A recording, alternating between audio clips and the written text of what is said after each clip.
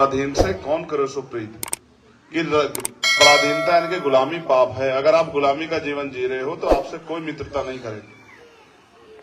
गुलाम की कभी जय जयकार नहीं होती, जय जयकार उसकी होती जिसका राज होता।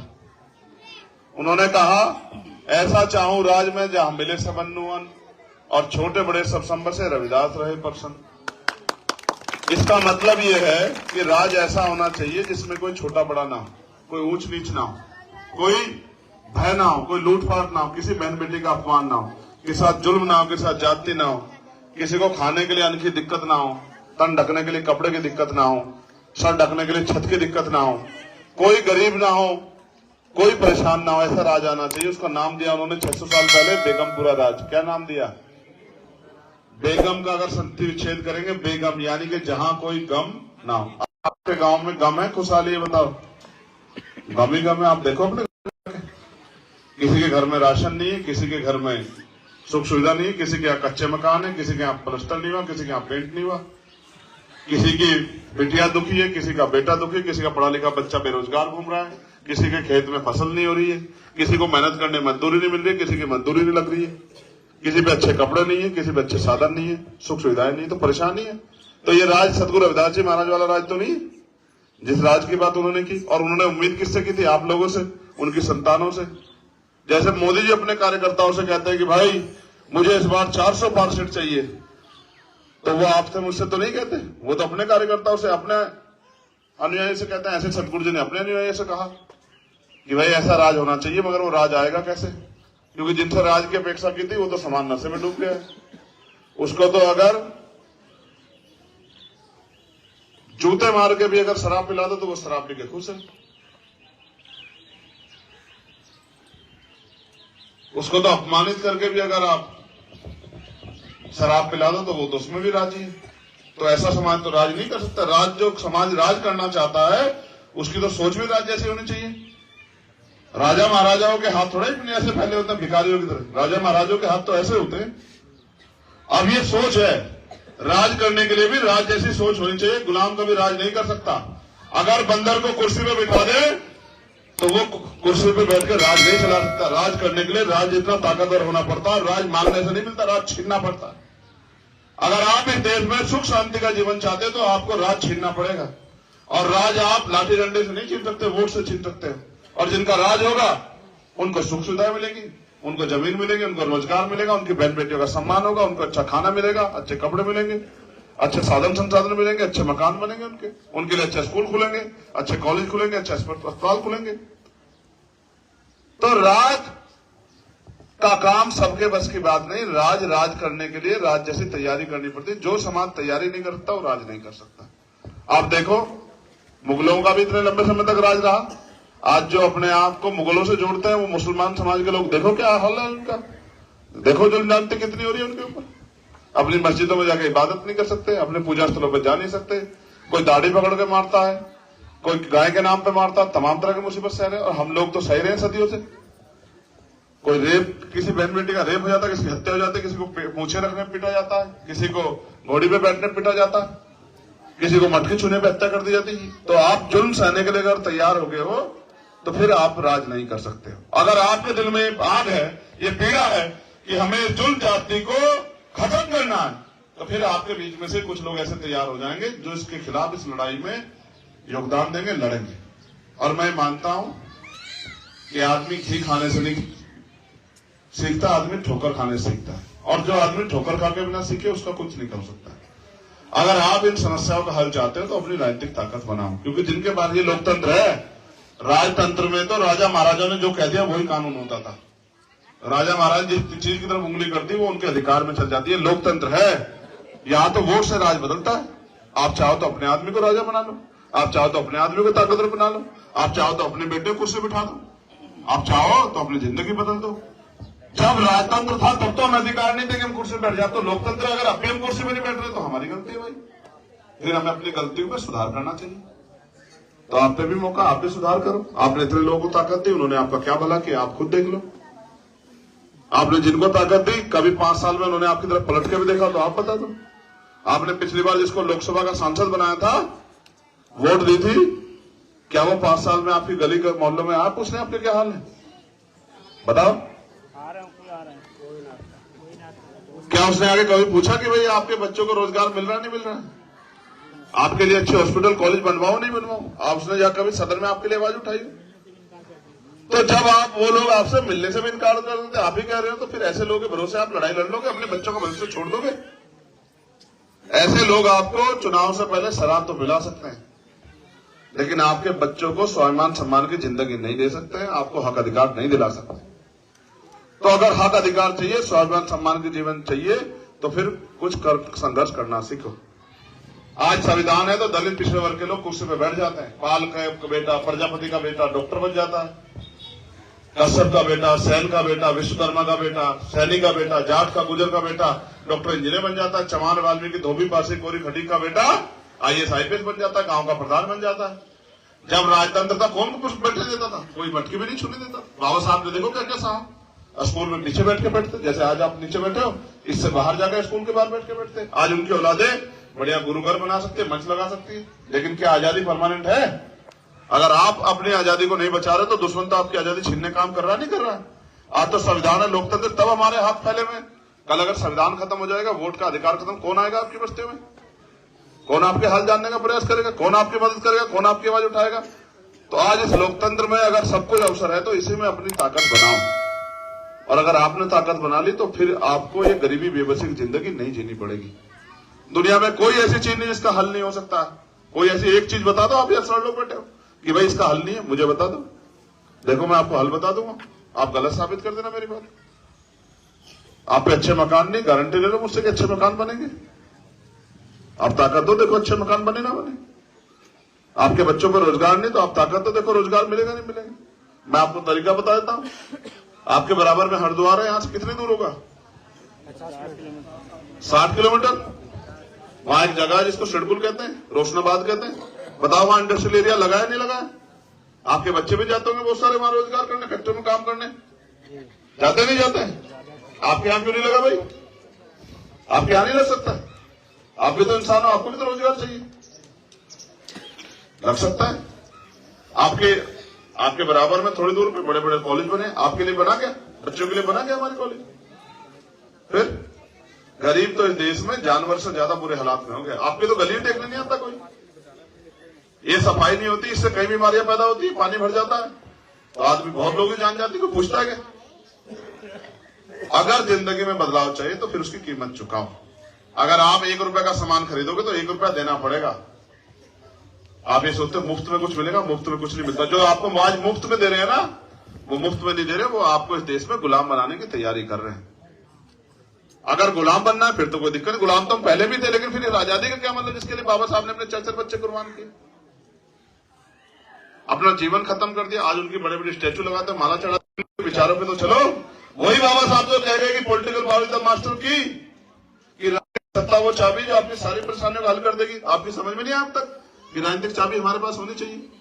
उन्होंने तो कहा कि राजनीति में हिस्सेदारी नहीं करोगे तो सबसे बड़ा दंड ये होगा कि एफडीए लगा आपके ऊपर शासन करेंगे। मेरे भाइयों बहनों, मेरे परिवार के लोगों, पूरी जिम्मेदारी से बताओ, क्या सतगुरु महाराज कभी कह के गए कि शराब पियो, नशा करो? आज तो आप इतने महान हो गए, तीजे में, 13वीं में, सगाई में, बारात में, और अगर ना पिलाए कोई तो कहते भाई ये तो अच्छा आदमी नहीं, शर्म करो, शर्म करो, शर्म। ये भी नहीं सोचते हो कि मैं अपने बच्चों का पेट काट काट के पी रहा हूं, इससे मेरे बच्चे को खाने को भोजन मिलेगा, मेरी पत्नी को, मेरी बहन को सम्मान की जिंदगी मिलेगी, ये भी नहीं सोचते। तो भाई फिर आपके अंदर फिर इंसानियत बची कहां है? फिर तो आप मर ही गए, जलाने की देर है बस। आप ये भी नहीं समझते हो कि भाई मैं बीमार हो जाऊंगा, मेरा इलाज कराने के लिए मेरी पत्नी किसके आगे हाथ फैलाएगी, किससे भीख मांगेगी, मेरा बच्चा कहां जाएगा उधार मांगने के लिए, मेरी जमीन बिक जाएगी, मेरा घर, मेरी औलादों का क्या होगा, ये भी नहीं सोचते हो। बस अपने शौक में जी रहे हो। तो जिनको भाई गुलामी की आदत होगी, तो अब उन्हीं को मैं निकला हूं संभालने के लिए कि भाई वो गुलामी की बेड़ियां काटें। और मैं नौजवानों से कहूंगा, ये जो नौजवान हमारे खड़े हैं, ये अच्छे कपड़े और स्वाभिमान सम्मान का जो जीवन मिला, इसको आगे बढ़ाओ, इसको पीछे मत जाने दो। क्योंकि बाबा साहब ने कहा था कि बड़ी मुश्किल से तमाम तरह के अपमान, तमाम तरह के अन्याय, आरोप मुसीबतें कठिनाइयां सह के मैं इस कारवा को यहां तक लेके आया हूं। अगर आप इसको आगे नहीं बढ़ा सकते, उसको पीछे मत जाने देना। मेरा आपसे अगर चुनावी रिश्ता होता तो मैं आपसे सिर्फ वोट मांगता कि भाई मुझे वोट दे देना। लेकिन मैं समाज में पैदा हुआ हूं, तो मेरा खून का भी रिश्ता है। जब किसी के साथ तकलीफ होती है तो मुझे बहुत तकलीफ होती है। मैं सोचता हूं उसकी परेशानियां कैसे हल करूं। मैं जब फील्ड में जाता हूं तो मैं देखता हूं कई माएं मिलते कहती हैं भाई हम अपनी बेटी की शादी करेंगे तो हमारी कुछ मदद करवा देना। कई ऐसे लोग मिलते हैं जिनको इलाज के लिए पैसे नहीं है।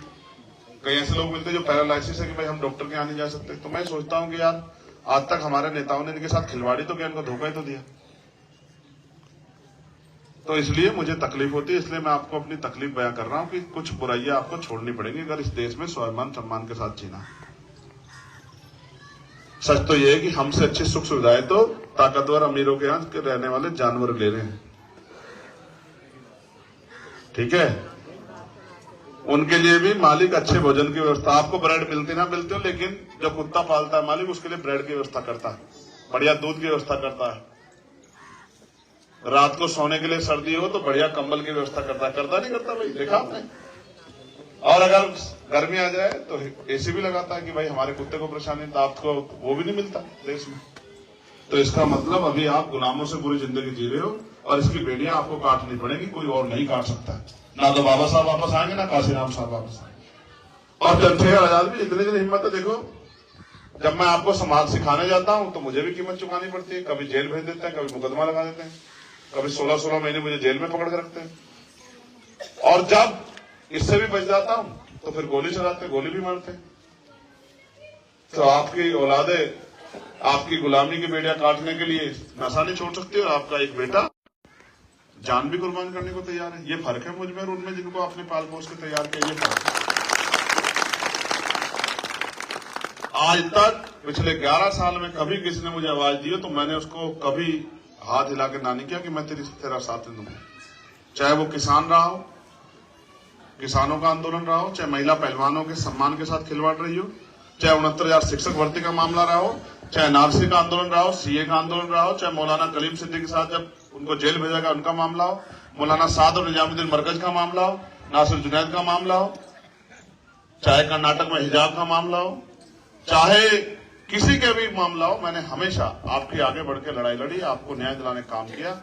लेकिन इससे आपकी जिंदगी में बदलाव नहीं होगा। बदलाव तब होगा जब मेरे हाथ में वो ताकत होगी जिससे मैं अपने भाइयों के लिए, बहनों के लिए, आने वाली पीढ़ियों के लिए कुछ करके जाऊंगा।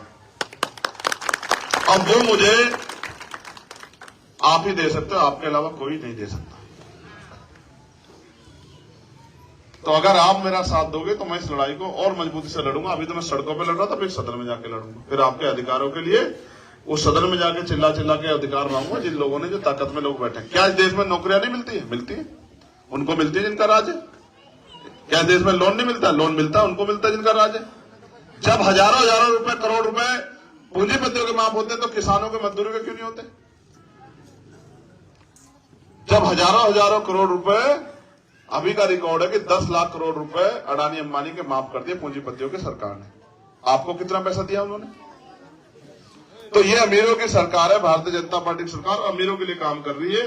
और अगर आप इनको हटाना चाहते हैं, अपने बच्चों का भविष्य अच्छा चाहते हैं, तो फिर आप भी अपने चंद्रशेखर आजाद की ताकत बढ़ाओ, उसको वोट दो। ठीक है, बताओ कौन कौन हमारी ताकत बढ़ाएगा, मदद करे। दोनों हाथ उठा के बताओ, एक हाथ से नहीं मानते।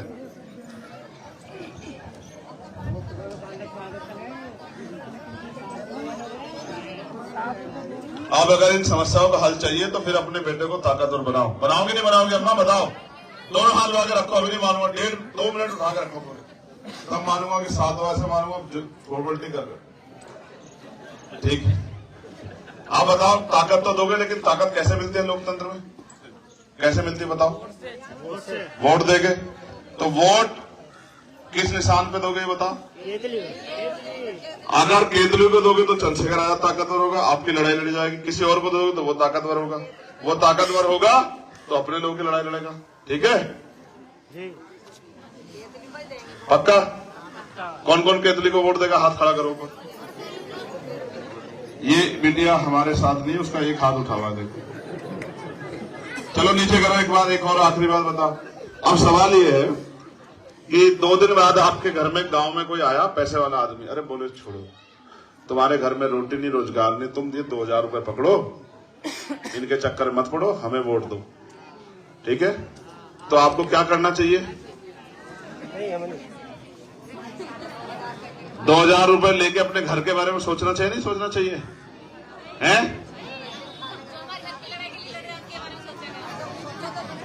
कि भाई मुझे तो जवाब, आपस में मत बात करो। वो 2000 रुपए देके आपको खरीदने का प्रयास करेगा तो आपको बिक जाना चाहिए, नहीं बिक जाना चाहिए? देखो, ये वोट का अधिकार हमें बिकने के लिए नहीं मिला है। ये वोट का अधिकार मेरे जैसे यहाँ जितने छोटे बच्चे, जैसे 4-4 बच्चे कुर्बान हुए बाबा साहब के, तब मिला है वोट का अधिकार। और ये वोट का अधिकार हमें गुलामी से मुक्ति के लिए मिला है। आपकी जितनी परेशानियां हो, मैं बहुत जिम्मेदार से कह रहा हूं, गुरु घर में बैठा हूं, आप एक कागज पर लिख के मुझे दे दो और मुझे ताकतवर होने दो। अभी चंद्रशेखर ऐसा छोटा सा है, आम के पेड़ जैसा, छोटे पेड़ जैसा, कुछ दिनों में मेहनत करके आपकी ताकत से बड़ा हो जाएगा, दरखत जैसा, फिर छाव भी देगा, फल भी देगा, आपकी सुरक्षा भी करेगा, हर गरीब कमजोर पे अन्याय नहीं होने देगा, हर बहन बेटी को स्वाभिमान सम्मान का जीवन देगा, क्योंकि ये ताकत भारतीय संविधान ने दी। इसलिए कह रहा हूं कि आपने सबको अजमा लिया, सबने आपको ठगा, अब आप इस लड़ाई को लड़ने की ताकत मुझे दो। आपकी गरीबी, बेबसी, तमाम तरह की परेशानियों को दूर करने की ताकत मुझे दो। ठीक है, समझ आई बात? पैसा मान्यवर काशीराम साहब तो और पूरा कह के गए। विपिन साहब ने कहा कि वोट की रक्षा ऐसे करनी जैसे बहन बेटी की रक्षा करते हैं। गोपाल देखिए बेटा क्या बात है इसकी, सुन ले, ये कुछ सुन, इधर को बैठ के सुन, हाँ। ले जा इसको, सुन ले इसकी, सुन। तो अब मेरी बात पे गौर करो, विपिन तुम भी गौर कर लेना भाई, बहादुर भाई हो। तो उन्होंने कहा कि वोट की रक्षा ऐसे करनी जैसे बहन बेटी की रक्षा करते हैं। तो बताओ, कोई अपनी बहन बेटी को बेचता है क्या? अगर कोई अपनी बहन बेटी को बेचे तो अच्छा आदमी होता है क्या? उन्होंने कहा वोट की रक्षा ऐसे करनी जैसे बहन बेटी की, और वोट को बेचते नहीं है, वोट को जिम्मेदार आदमी को सौंपते हैं। क्या भाई नशा सा उतरा कुछ?